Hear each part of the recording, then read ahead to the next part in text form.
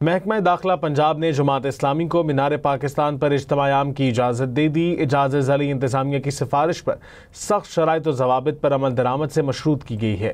اجتماع میں آئینی اداروں، عدلیہ یا افواج کے خلاف تقاریر ممنوع قرار دیا گیا ہے۔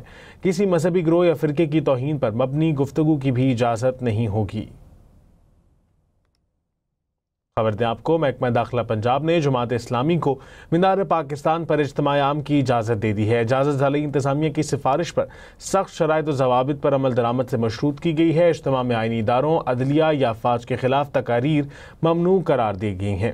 کسی مذہبی گروہ یا فرقے کی توہین پر مبنی گفتگو کی اجازت نہیں ہوگی۔ آپ کو آگاہ کرتے چلیں کہ اجتماع میں آئینی اداروں، عدلیہ یا افواج کے خلاف تقاریر کی اجازت نہیں دی جائے گی۔ محکمہ داخلہ پنجاب نے جماعت اسلامی کو مینار پاکستان پر اجتماع عام کی اجازت دے دی ہے۔ اجازت ذیلی انتظامیہ کی سفارش پر سخت شرائط و ضوابط پر عمل درآمد سے مشروط کی گئی ہے۔ اجتماع میں آئینی اداروں، عدلیہ یا افواج کے خلاف تقاریر ممنوع قرار دے دی گئی ہیں۔ کسی مذہبی گروہ یا فرقے کی توہین پر مبنی گفتگو کی بھی اجازت نہیں ہوگی۔ آپ کو آگاہ کرتے چلیں، محکمہ داخلہ پنجاب نے جماعت اسلامی کو مینار پاکستان پر اجتماع عام کی اجازت دے دی ہے۔ اجازت ذیلی انتظامیہ کی سفارش پر سخت شرائط و ضوابط پر عمل درآمد سے مشروط کی گئی ہے۔ اجتماع میں آئینی اداروں، عدلیہ یا افواج کے خلاف تقاریر ممنوع قرار دے دی گئی ہیں۔ کسی مذہبی گروہ یا فرقے کی توہین پر مبنی گفتگو کی اجازت نہیں ہوگی۔ مزید جان دیتے ہیں بیورو چیف لاہور عاصم نصیر سے۔ عاصم، جماعت اسلامی کا اجتماع عام کب شروع ہوگا اور انتظامیہ کی جانب سے مزید کیا شرائط رکھی گئی ہیں؟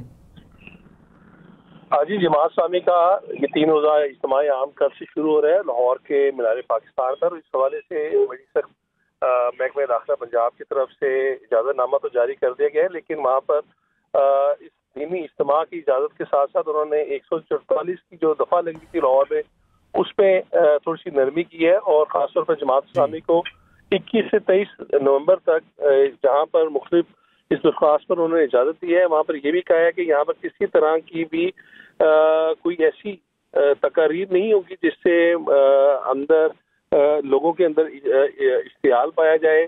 اجتماع کے دوران ساؤنڈ سسٹم صرف گراؤنڈ کے اندر ہوں گے اور اسے کم والیوم پر رکھا جائے گا۔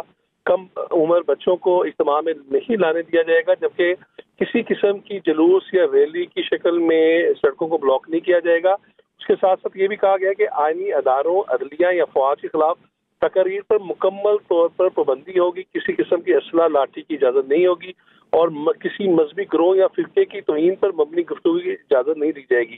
تو ان تمام شرائط کے اوپر جماعت اسلامی کو آگاہ کر دیا گیا ہے، اور محکمہ داخلہ پنجاب کے ترجمان کا کہنا ہے کہ اس پر جماعت اسلامی کے رہنماؤں نے اتفاق رائے کیا ہے کہ وہ ان تمام شرائط کی پاسداری کریں گے۔ ٹھیک ہے، بہت شکریہ عاصم آگاہ کرنے کے لیے۔